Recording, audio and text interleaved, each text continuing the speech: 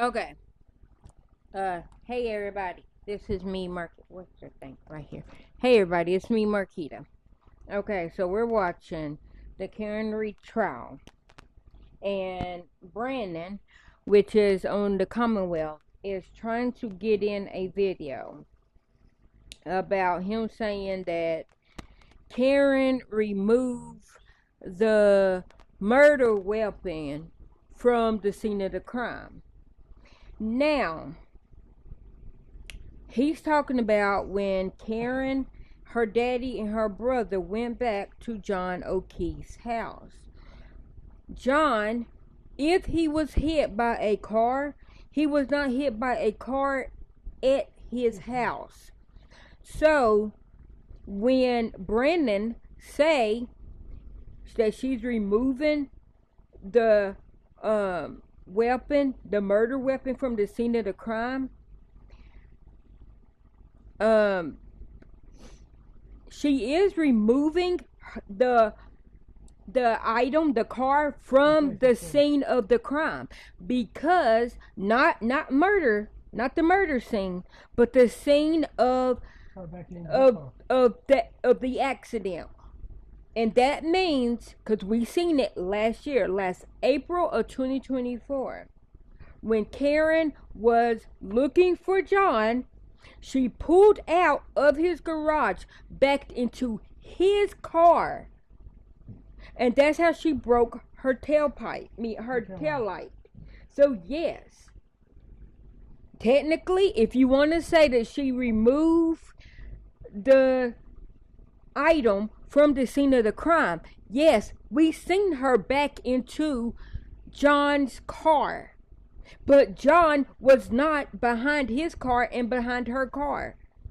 So she could not hit John, according, this is their words. They said she hit him with her car. Okay, when she left, she backed into his car. Total accident.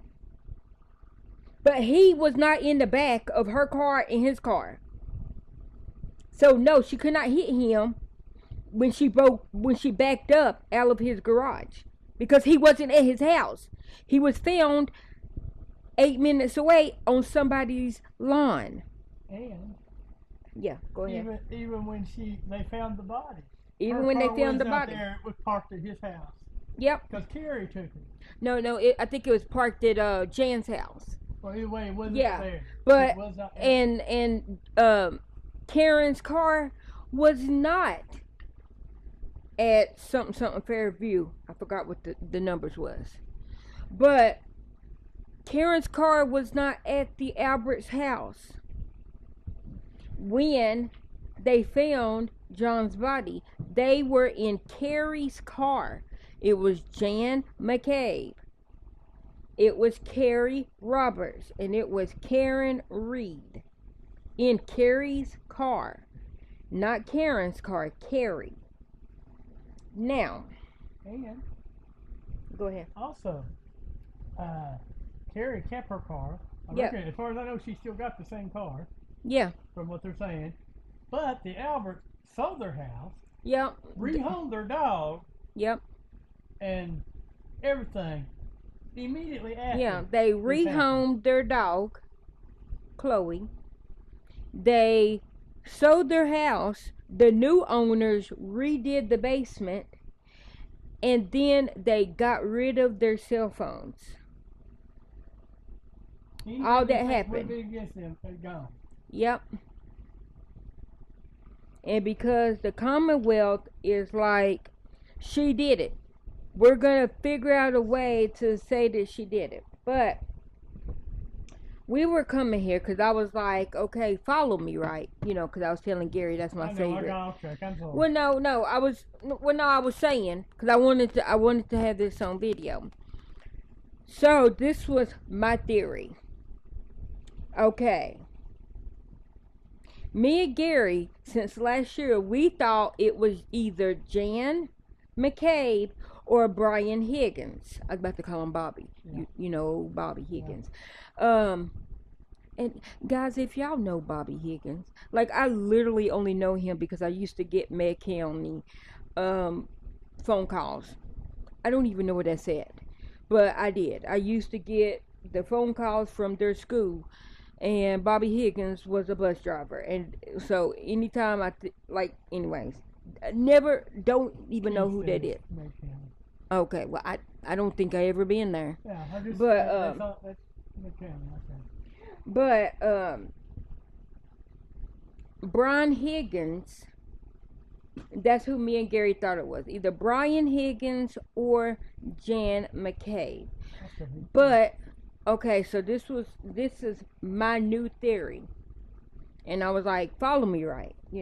But okay, so in the famous words of Drake, I was like, it could have been Colin and John got into a fight because it was well known that John and Colin have had words.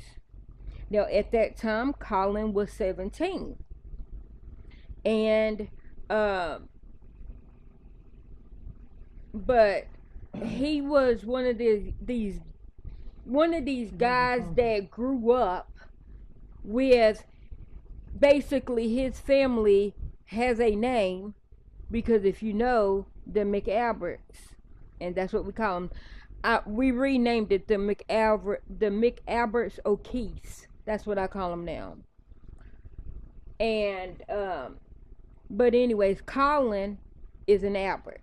His daddy is Chris Albert, and Carrie, no, Caitlin. Sorry, Caitlin. Ain't that her name? Yes, I think so. Because I think Caitlin might be Brian Albert's daughter. Whatever Jan's daughter's name is, I think it might be Caitlin. I'm going to say Caitlin for argument's sake. So, Caitlin is a McAlbert. Not McAlbert, well, technically, but okay, so Caitlin is a McCabe, right? Jan is Caitlin's mama. Now, Jan, it was, okay, so Colin and Caitlin was over at Brian's house, Brian Jr.'s house, because it was his birthday, January the 29th.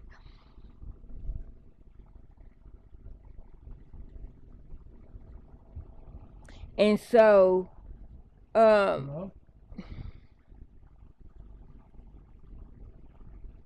Hello?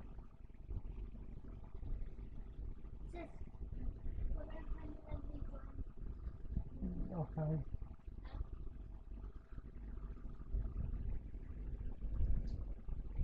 What is that?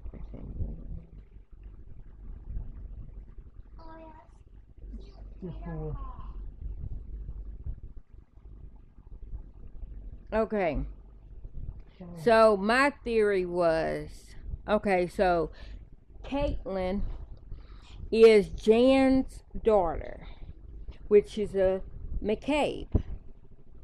And Colin is Chris Albert's son.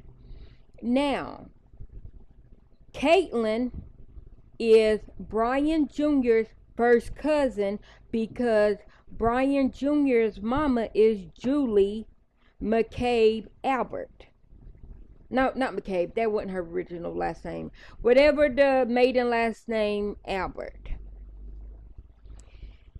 And so Jan and Julie are sisters.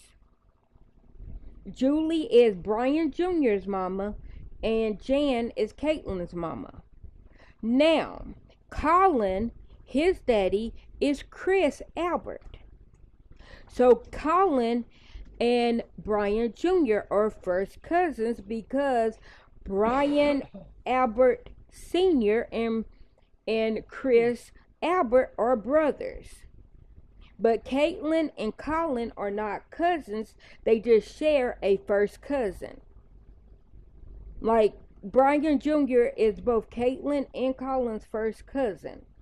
Because Colin's daddy is Brian's brother, and Caitlin's mama is Brian's mama's sister. So, my whole point in me saying that, Colin and John have exchanged words. Colin's like, I never been into a fight, but then they showed a video of him saying, yeah, you come over here and I'm gonna beat your ass. Somebody that never, challenging a hockey team. Yeah, challenging a hockey team. This is somebody, and the reason why I say he's one of these pompous little pricks, because the Albert name in Canton, Mass carries a lot of weight, because their name carries because they're in different branches of authority. I just say it like that. Chris' daddy owned me. Colin's daddy owned a pizza, but it's 12 of the Alberts, and I think it's like 10 boys and 2 girls. He was also a county commissioner at one point. Yeah, and he was. But my point of it is, so the Albert name carries a lot of weight, and by default, the McCabe's, because they're married into the Alberts. Or they're not married into the. Anyways, they're all friends. It's all confusing. But this was my theory. I said Colin and John got into a fight. And because John was drunk, because John and Brian Sr. and Brian Higgins, Jan and Matt McCabe, the O'Keefes, the Ola, what's they called? The Ola Keefes, the Cola Keefes or whatever. They didn't go. They went. Yeah, they went home. But basically everybody that was at the bar went back to Brian Albert's house, because it was Brian Jr.'s birthday. Like I said, his birthday was January the 29th. And so when they left the bar, they went back to Brian Albert's house. Okay. Now, when they got there, Jan was like she never seen her daughter. But Caitlin and Colin was at the house because it was their first cousin's birthday.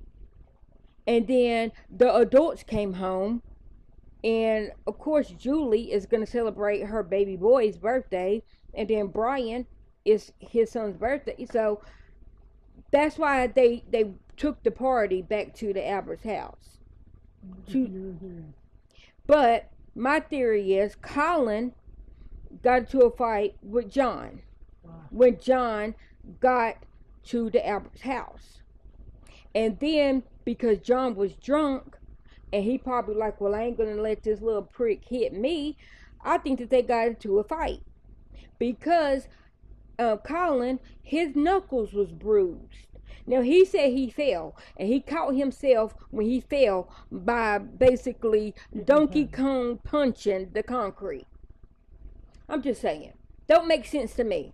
Because I never seen nobody fall like that without breaking their wrist. Because his wrist wasn't broke. The only thing that was...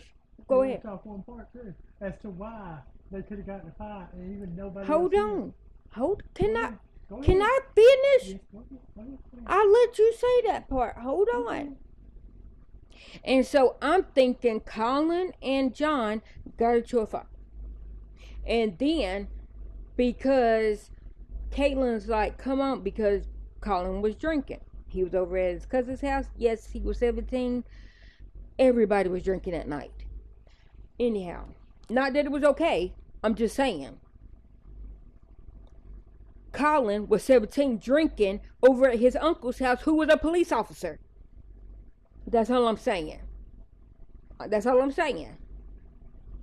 Brian Albert was a police officer, and his underage nephew was drinking. Okay, so that's all I'm saying. So I'm thinking, because Colin was drunk, John was drunk, they got into a fight, and then because Caitlin's the one that took Colin home, and so I'm thinking Caitlin was starting to like drive away, and then John went to run after the car and might have got hit by the car because it was very snowy. It was a blizzard that night. And then she dropped off Colin, or her and Colin rode around, because it shows on their what's that app called? That one app. I forgot what it's called. That it tells you where like your person, like your kid, or anyways, I forgot what it's called. But it showed that she rode around for an hour before dropping Colin at home. I'm thinking she drove around trying to get all the anxiety, getting the story together. She dropped off Colin, and then she went home, and then her car mysteriously got rehomed, and then the Brian Albert's cars, and so all their cars got rehomed. The Albert's house got rehomed. The basement got redone. The dog got rehomed. The cell phones mysteriously got rehomed in the dumpster. The SIM card was in one dumpster, and the phone was in another dumpster. All that happened. So I'm thinking, because me and Gary, we said we thought it was Jan McCabe might have hit him as she pulled up, or her daughter, because her daughter was there that night. She keeps saying she never seen her daughter, but her daughter was there. Colin was there, but she never seen her daughter when she got to the house, her and her husband. So Caitlin's mama and daddy went to the house where she was at. Okay. Anyhow, because it showed them both in the house at the same time. The only way you don't see your daughter is if your daughter snuck out the back door because something happened. Some rumble in the jungle might have happened. I don't know. But I'll let Gary finish explaining. Here, go ahead. Okay. Like she was. You got it, Gary. Hold on. Make sure it's still recording. Yeah. Like she was saying. You gotta talk loud because it's right there. Like she was saying, her theory is that could have been Albert. I'm sorry. Colin got in a fight with John, and the reason, and of course all the adults are sitting there saying John never showed up to the party, so he was dead before anything. But Caitlin said on the stand that she saw him there. Yep, she saw him. She's the only one that said she saw him inside the house. The only way that could happen, and adults not know, is that John got there before any of the others went in. Him and Colin got into it, which brought in the dog, which bit him to try to get him off of Colin. Yeah, and then she took him to get him out of there, and they hit accidentally. Either, like she said, he ran after the car, or my theory is he cut through the yard as she was going to go take him home and tried to stop the car as she hit him. Yeah. Is what I would think if it happened. But my other reason, the other side saying Jan did it, and it could still be Brian Higgins. And my theory on what happened there is I think Jan had a crush on John, and he didn't succumb to her advances, which made her mad, and she got out and she saw him walking the road and hit him. But then I got to thinking, Brian Higgins had a crush on Karen. She had a crush on John. I think they conspired to take John out, and they were going to take her out too, but then they found a way to frame her. Yep, that's because she never got out of the car. Because she never got out of the car, so they couldn't do that. So I'm thinking that because of that, it's like, okay, well, we've done this. Now we can frame her for this, and I can still get vengeance on her, is what Brian's thinking. That's my theory of what happened. So it could be either one of those. Either way, that whole family, I think, is involved and to blame for it. But that's our theory on the case. And when Brandon was like, Karen left and she's trying to make herself the victim. Well, Peg, and at the end of the day, Peg lost her daughter. 3 months later, or 2 months later, lost her her son-in-law, which is so her daughter, in which John then took custody of his niece and nephew, or moved closer to his niece and nephew when his sister died. Then his brother-in-law, which is the kids' daddy, died 2 months later.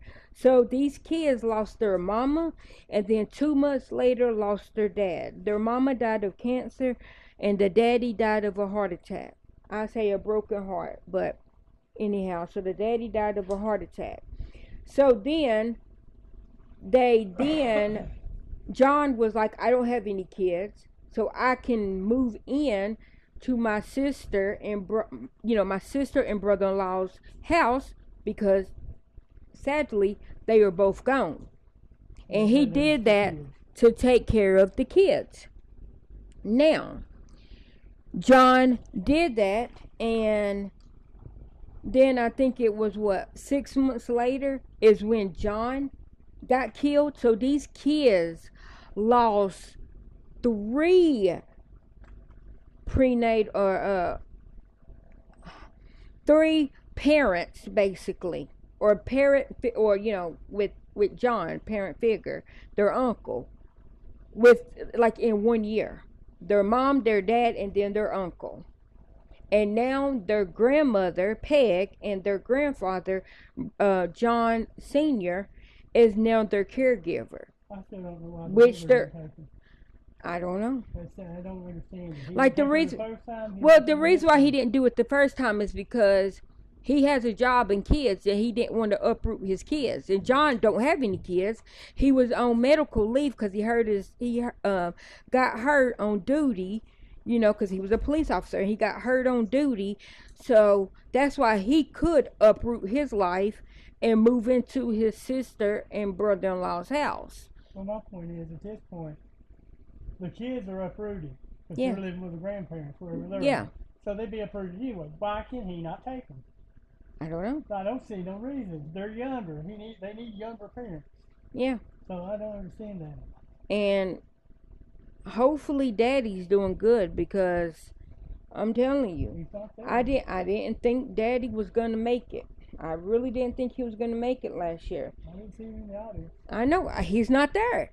He's probably at home. But my whole point of me saying that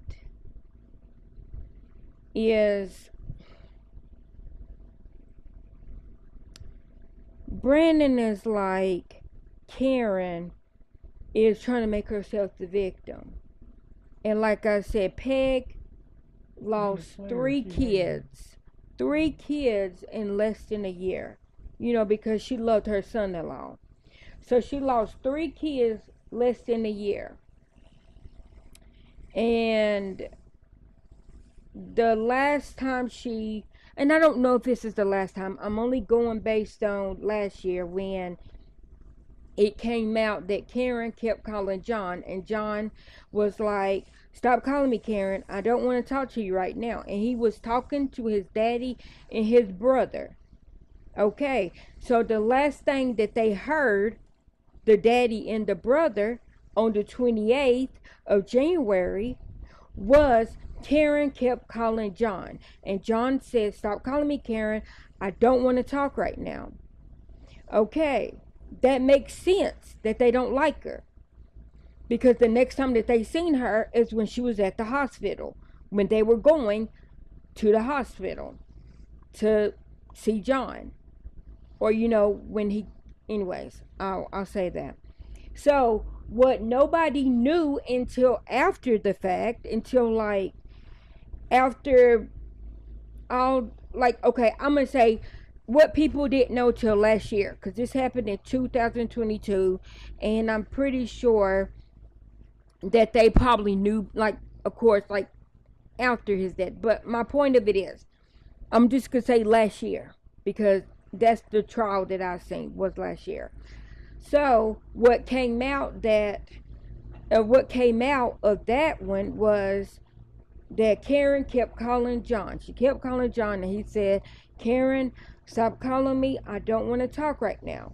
And like I said, he was talking to his mom. He was talking to his daddy and his brother. Now, in between that time, Karen's like, "Fine, I'm gonna go home." John said, "No, please don't go home. Just stay in town. We can go out. We can have drinks. Just please stay." So they made up. Nobody knew that they made up. So that's why Karen was there in Canton that night. So when they went to the bar, they went to one bar and they were lovey-dovey because they made up earlier that day. But unless you was there when they made up, you don't know that they made up. Because the last time that the daddy and the brother knew, Karen was calling John earlier that day. And he didn't want to talk to Karen. And then next thing you know from Karen is when they are going to the hospital because John was found in the snow. So I understand from the daddy and from the brother point of view, and of course Peg, and by default Peg. Because all they know is, okay, this girl kept calling him. He said he didn't want to talk to her. But they didn't know that they made up. And and she was like, "I'm going to go home because I need to, I need to let the plumber in." And he was like, "No, please don't leave." And they made up. They went to one bar, and then they went to another bar. They went to the waterfall. And then from the waterfall is when everybody went back to the Albert's house, Brian Albert's house, because it was his son's birthday. And so Brian Higgins, because Brian Higgins and Brian Albert just got back from New York like 2 or 3 hours before they went to the waterfall. So when they came home, they immediately went to the bar and started drinking with everybody else. And then John and Karen, they got invited to the waterfall by Jan McCabe and Matt McCabe. And then usually the tradition is when it's somebody's birthday, they go over to Chris Albert's, a pizza parlor, and then they fix pizza and have pizzas and drink beer. But Chris was like, he worked all day, and his wife was like, "I'm just ready to go home." But they had one drink with everybody at the waterfall, and then they left and went home. Because Brian was like, "I worked out," because he owns the pizza parlor. So he worked. Chris, that's what I meant. Chris was like, "I worked all day. I'm just going to go home." So him and his wife went home, which Chris is Colin's daddy. Okay. That's why me and Gary thinks that it was Brian Higgins, because Brian Higgins had a big crush on Karen. Karen played with Brian Higgins' mind. She gave him a kiss. He thought it was something, but then when they was at the waterfall, because her and John was lovey-dovey and hugged up, Brian Higgins was like, "Oh, really? You gonna do that in my face?" Well, that's her boyfriend. They made up. And then he thought that he was doing something, probably saying, "And that's why I kissed your girlfriend." And he probably said, "Dude, you know that I knew you know she knew that there was a camera right there. She purposely kissed." Like, I don't know what the conversation was, but yeah, she kissed him. Yeah, she sent him text messages. But she was on, and so like I was saying, she did mess with the boy head because he was sprung. But she was also with John and Brian, and you could tell that he got mad because Brian Higgins and Brian Albert decided that they want to get up and do high school wrestling moves.